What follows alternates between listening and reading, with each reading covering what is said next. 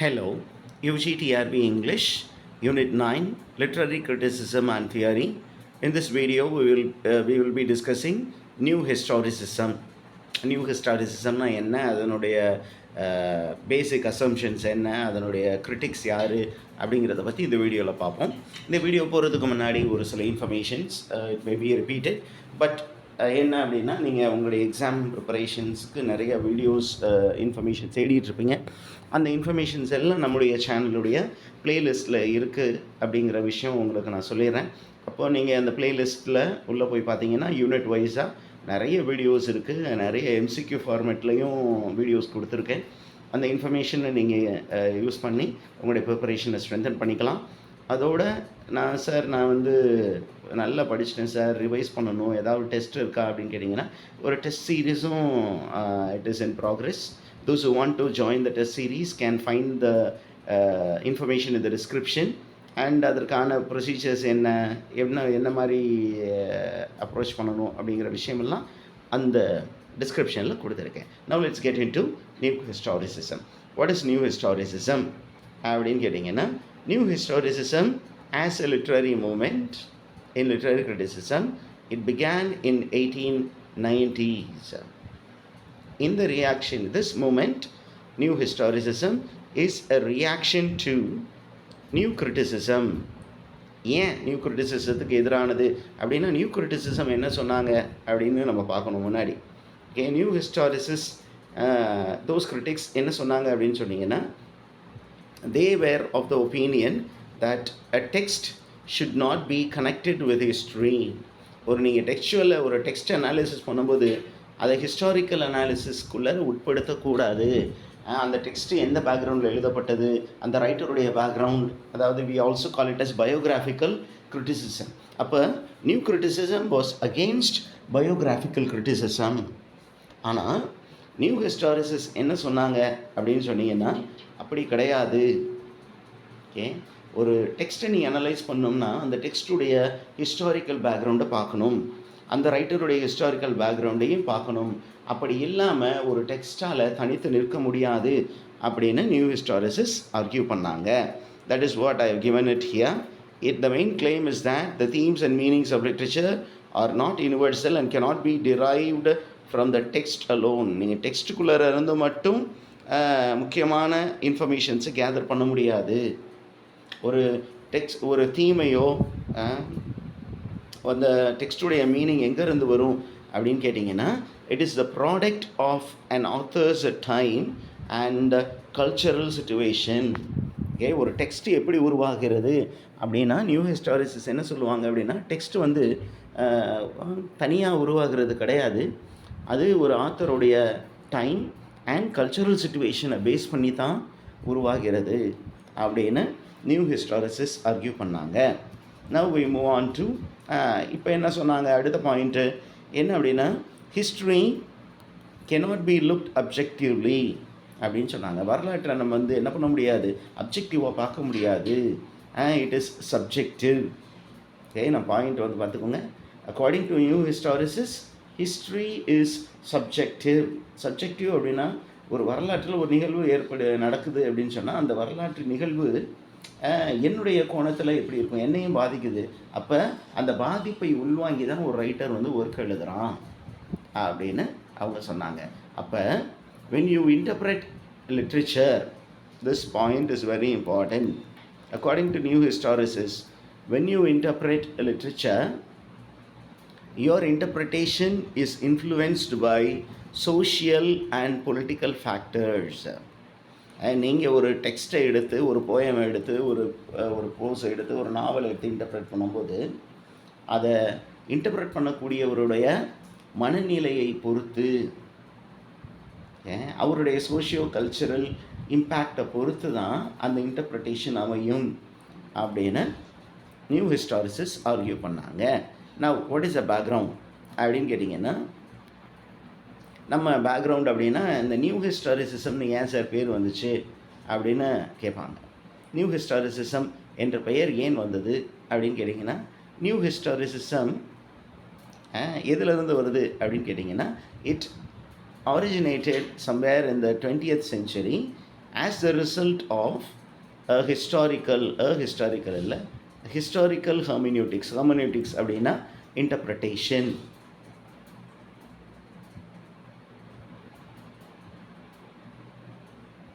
It's because of historical interpretation of text.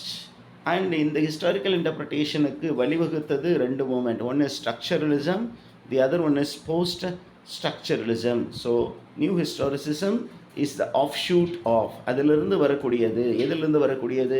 Structuralism, post structuralism அப்படிங்கிறது. அப்போ new ஹிஸ்டாரிசிசத்துக்கு எது ரொம்ப முக்கியம் அப்படின்னு கேட்டிங்கன்னா, நியூ ஹிஸ்டாரிசிசத்துக்கு ரொம்ப முக்கியமான ஃபேக்டர் அப்படின்னா திஸ் ஹிஸ்டாரிக்கல்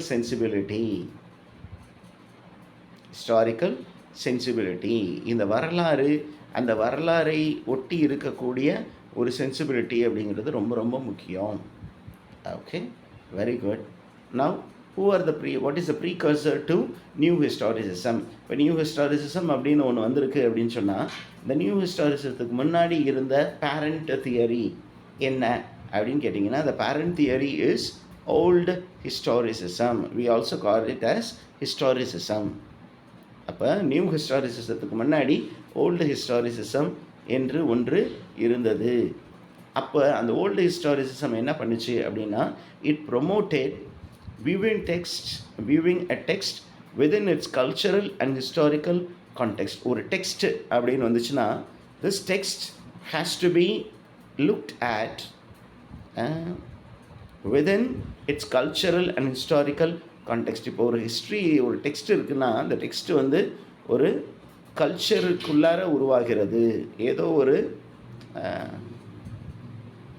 கல்ச்சருக்குள்ளார, ஒரு ஹிஸ்டாரிக்கல் கான்டெக்ஸ்டுக்குள்ளார உருவாகுது அப்படின்னு ஓல்டு ஹிஸ்டாரிசிஸ்ட் ஆர்கியூ பண்ணாங்க. ஒரு 18th சென்ச்சுரியில் ஒரு டெக்ஸ்ட்னு வச்சுக்கோங்களேன். அந்த 18th சென்ச்சுரி டெக்ஸ்ட்டு அந்த ரைட்டர் வாழ்ந்த காலகட்டத்தில் இருந்த வரலாறு, அப்போ இருந்தக்கூடிய வாழ்வியல், கல்ச்சர்னு சொல்கிறோம். அந்த வாழ்வியல் அடிப்படையில் உருவான ஒரு டெக்ஸ்ட்டு. அப்போ அந்த டெக்ஸ்ட்டை எடுக்கும் பொழுது நம்ம என்ன பண்ணணும்? we should get to know the socio-cultural, political, economical background in which the text was written. இப்படி ஆர்கியூ பண்ணது ஓல்டு ஹிஸ்டாரிசிஸ்ட். நவ் ஹிஸ்டாரிசிசத்தில் ரொம்ப முக்கியமான ஸ்காலர்ஸ் நேம்ஸ் மட்டும் தெரிஞ்சு வச்சுக்கோங்க. ரொம்ப முக்கியமானவர்கள் அப்படின்னா, there is a writer called Vico, then Harder, and then you have Leopold von Rankel, John Gustav Droysen and Michael Meinecke. அதில் ஒரு முக்கியமான ஃபிலாசபர் இருக்காங்க. It's Wilhelm Dilthey, a philosopher, Wilhelm Dilthey. Okay, this man produced, he actually gave the concepts for historicism. ஹிஸ்டாரிசிசத்தினுடைய பெரிய scholar வந்து Wilhelm Dilthey. Now coming to new historicism. New historicism அப்படிங்கிற term எங்கேருந்து உருவாச்சு? நம்ம பேரண்ட் மூமெண்ட்டை இப்போ பார்த்தோம். இப்போ நம்ம பார்க்க போகிறது இந்த terminology. How did the term new historicism originate? It originated in the French term nouvelle historie. இது ஒரு French term, means new history. Okay, and இதில் முக்கியமான ஸ்காலர் யார், கான்ட்ரிபியூட்டிங் ஸ்காலர் அப்படின்னா, த ஹிஸ்டோரியன் ஜாக்விஸ் லேகாஃப் அண்ட் பியரி நோரா. இவங்க எல்லாமே they are the members of a school called the third generation of Annals School, which appeared in 1970s. 1970களில் ஒரு ஃபேமஸான school இருந்தது in ஃப்ரான்ஸில். It is third generation of Annales school. History, ஆனல்ஸ்னா history, ஆனல்ஸ்னா history. அப்போ அந்த ஒரு மூமெண்ட்டுடைய ஐடியாலஜியிலிருந்து உருவானது தான் நியூ ஹிஸ்டாரிக்கல் மூமெண்ட். அண்ட் இந்த new historical movement is associated with cultural history. It is associated with cultural history, historical representation and history de mentalis அப்படின்னு யார் சொன்னால்? அந்த ஃப்ரெஞ்ச் ஸ்கூலில் இருக்கிறவங்க சொன்னாங்க. என்ன அப்படின்னா, வரலாறு என்பது வெறுமே வரலாறு கிடையாது, பொலிட்டிக்கல் ஹிஸ்ட்ரி மட்டும் கிடையாது, அது கல்ச்சரல் ஹிஸ்ட்ரி.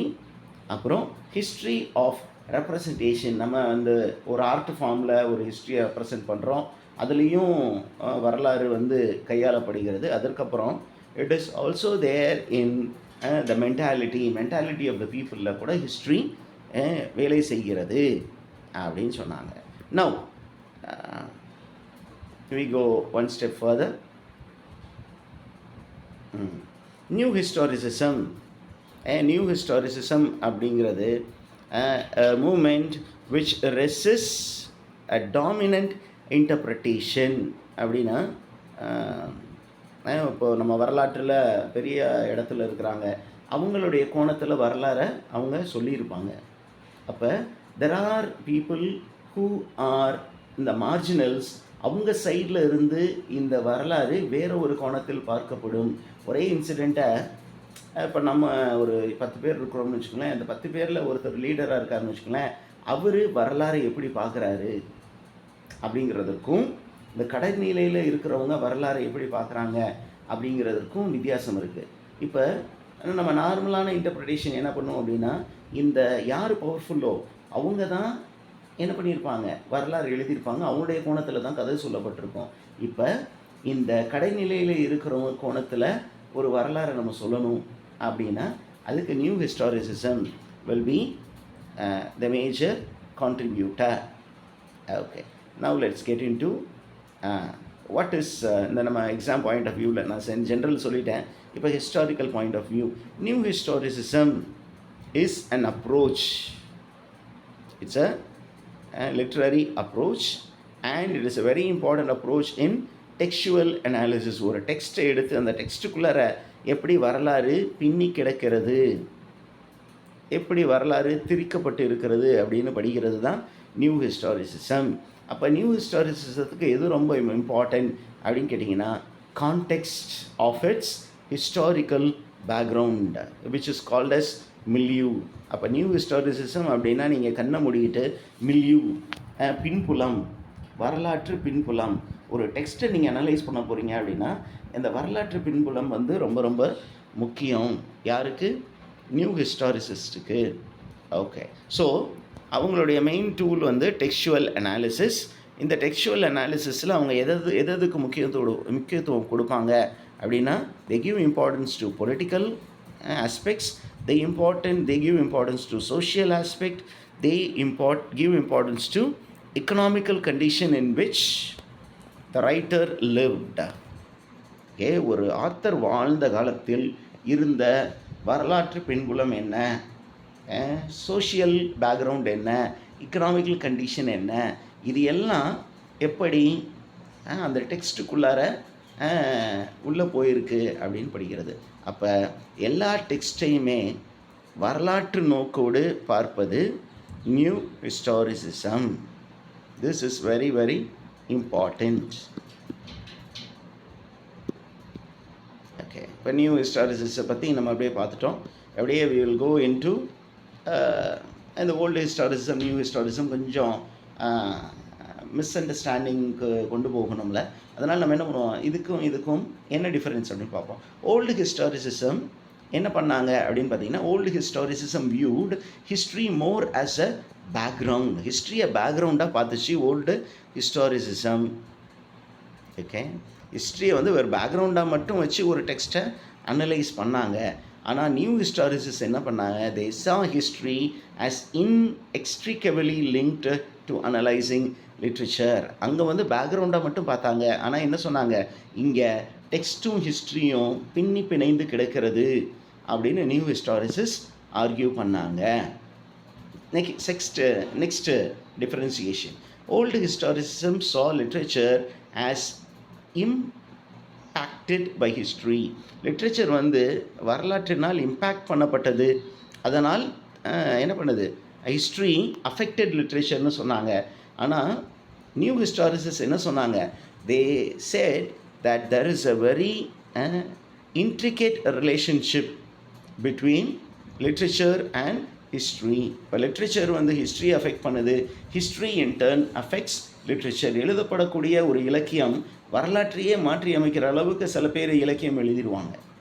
அப்போ வரலாற்றும் இலக்கியமும் பின்னி பிணைந்து இருக்கிறது, ஒன்று மற்றொன்றை தாக்கம் செய்கிறது அப்படின்னு நியூ ஹிஸ்டாரிசிஸ் ஆர்கியூ பண்ணாங்க. Now what are the principles of new historicism? Basic foundations, assumptions என்ன அப்படின்னு சொன்னீங்கன்னா, new historicism they believed that history is central to the production of a literary text. ஒரு டெக்ஸ்ட்டை நீங்கள் ப்ரொடியூஸ் பண்ணும்போது அதில் ஹிஸ்ட்ரி ஒளிந்து இருக்கிறது அப்படின்னு சொன்னாங்க. இதற்கு அடுத்தது நீங்கள் நிறைய ஃபேக்டர்ஸ் இருக்குது, ஹிஸ்டாரிக்கல் ஃபேக்டர், அது எல்லாத்தையுமே நீங்கள் கருத்தில் கொள்ள வேண்டும் ஒரு டெக்ஸ்ட்டை நீங்கள் அனலைஸ் பண்ணும்போது அப்படின்னு சொன்னாங்க. என்னென்ன, what are the historical factors அப்படின்னா, social factor, economic factor and political factor. All these things along with history they make up a text அப்படின்னு சொன்னாங்க. அடுத்தது ஓகே, வெறும் ஆத்தர் அந்த ஒர்க்குடைய ஹிஸ்டாரிக்கல் பேக்ரவுண்ட் மட்டும் கிடையாது. ஒரு டெக்ஸ்ட்டை அனலைஸ் பண்ணும் பொழுது அந்த கிரிட்டிக்குடைய historical condition also goes into the shaping of the text. ஒரு ரைட்டர் எழுதும்போது அவருக்கு ஒரு வரலாற்று பின்புலத்தில் எழுதுகிறாரு, அந்த டெக்ஸ்ட்டும் வரலாற்று பின்புலத்தில் எழுதப்படுது. அதை ரீட் பண்ணி கிரிட்டிக் பண்ணக்கூடிய ஆளும் என்ன பண்ணுறாரு, அவரும் ஒரு வரலாற்று பேக்ரவுண்டில் இருக்கிறாரு. அந்த அவர் வாழக்கூடிய சூழல், அது social, cultural, historical background, that also affects the interpretation of the text அப்படின்னு சொன்னாங்க. அடுத்தது பார்த்தீங்கன்னா, there is something called nuance. Okay, nuance is the key. There is nuances. There are some important factors ன்னு சொல்கிறோம். These nuances, they affect the interpretation. Okay, so new historicism gives importance to nuances. ஒவ்வொரு ஏஜ்லையும் there are some nuances which make the text ever changing. Okay, அடுத்து ரொம்ப முக்கியம் என்ன அப்படின்னா, ஒரு டெக்ஸ்ட்டுக்குள்ளார we have to look at how power gets manifested, how it gets manifested in the author's writing. எப்படி ஒரு author வந்து இந்த சோஷியல் ஹைரார்கி, இந்த சமூக படிநிலையை வந்து எப்படி டெக்ஸ்ட்டுக்குள்ளார கொடுத்துருக்கிறாரு அப்படிங்கிறதும் இருக்குது. ஏன்னா ஒவ்வொரு டெக்ஸ்ட்டுமே அதை உள்ளடக்கி தான் இருக்குது, பவர் ஸ்ட்ரக்சரை நமக்கு கொடுக்குறதா தான் இருக்குது. இப்படி பவரை பற்றி ரொம்ப பேசினவர் யார், பாலிட்டிக்ஸ் அண்ட் பவரை பற்றி ரொம்ப அதிகமாக பேசின ஒரு பெரிய அறிஞர் யார் அப்படின்னு கேட்டிங்கன்னா, it is the theorist Michel Foucault. This man is very important for new historicism. ஏன் அப்படின்னா, பவரை பற்றி அதிகமாக பேசின ஒரு ரைட்டர் வந்து மீஷே ஃபூகோ. மீஷே ஃபூகோ பார்த்தீங்கன்னா, is a French literary theorist. Okay, இவரை பொறுத்த மட்டும் human existence and history are inextricably linked. மனிதனுடைய இருத்தலும் வரலாற்றும் பின்னி பிணைந்து கிடக்கிறது அப்படின்னு சொல்கிறாரு. Historical change have a profound impact on humanity. வரலாற்றில் நடக்கக்கூடிய மாற்றம் அது மனிதனை பெரிய அளவுக்கு பாதிக்கிறது.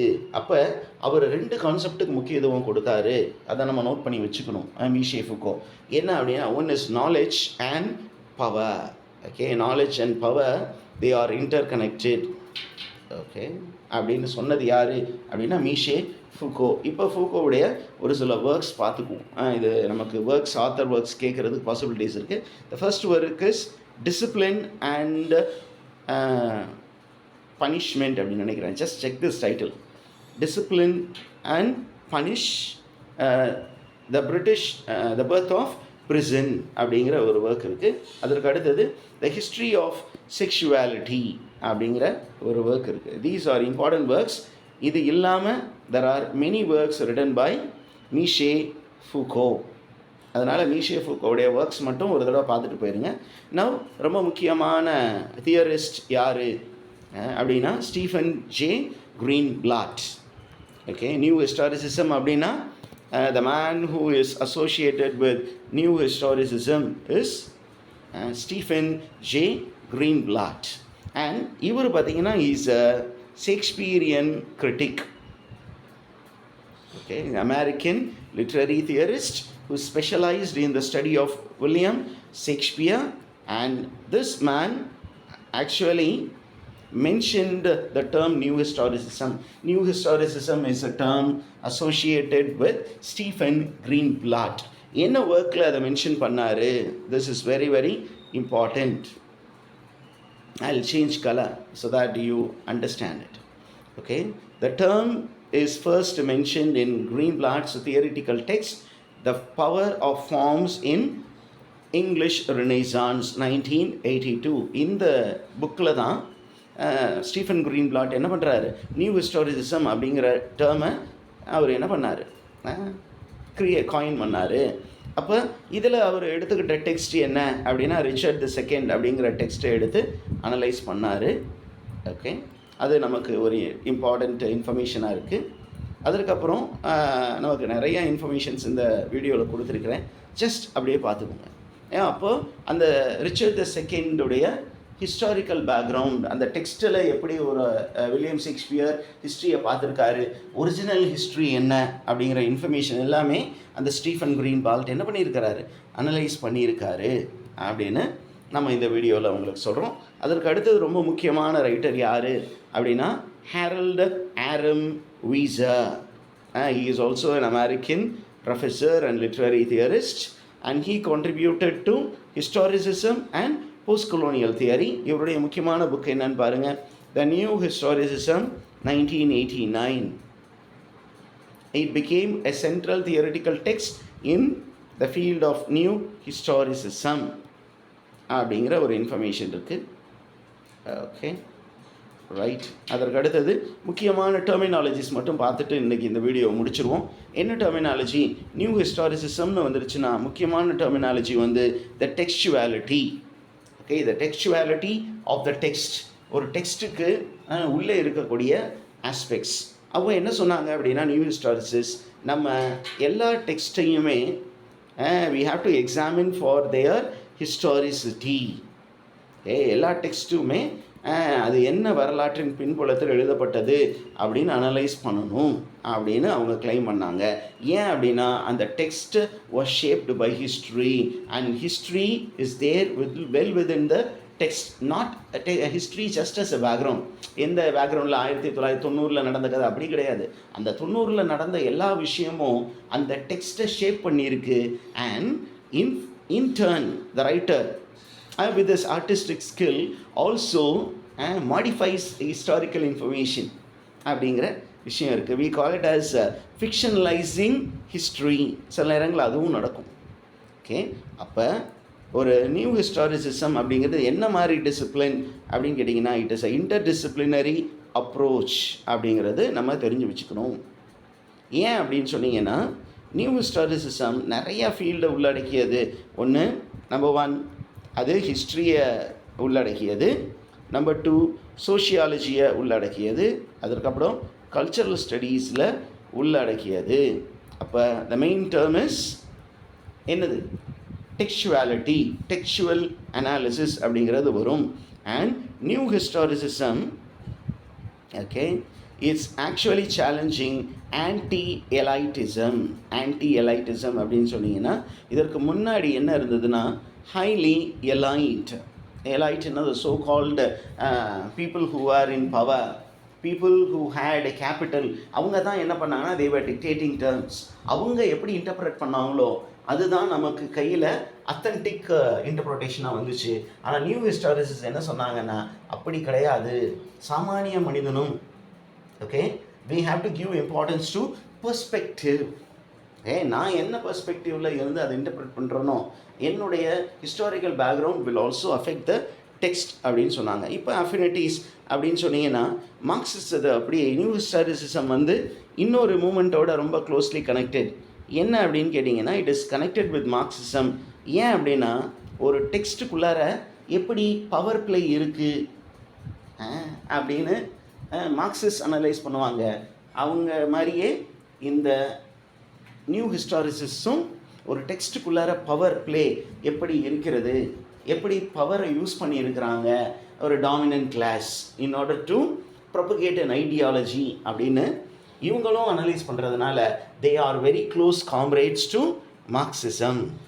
Okay, and the next one is new historicism is closely connected to cultural studies அப்படிங்கிற இன்ஃபர்மேஷனும் இருக்குது. Very good.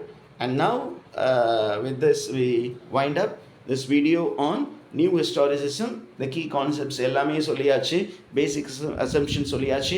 நமக்கு at the end of the day ரொம்ப முக்கியமாக நம்ம தெரிஞ்சு வச்சுக்கிறது என்ன அப்படின்னா, who coin the term new historicism? யார்? Stephen Greenblatt. அதற்கப்புறம் ரொம்ப முக்கியமான ஸ்காலர், நாலேஜ் அண்ட் பவர், அதை பற்றி ரொம்ப பெருசாக பேசின ஒரு அறிஞர் யார் அப்படின்னு கேட்டால் மிஷே ஃபூகோ. இந்த ரெண்டு இன்ஃபர்மேஷனையும் நல்லா மைண்டில் வச்சுக்கோங்க. மற்ற எல்லா இன்ஃபர்மேஷனையும் வீடியோவை ஒரு தடவைக்கு 2 தடவை பார்த்தீங்கன்னா you'll be able to understand things better. At the end of the day history is very important for textual interpretation என்று ஆர்கியூ பண்ணியது தான் நியூ ஹிஸ்டாரிசிசம்.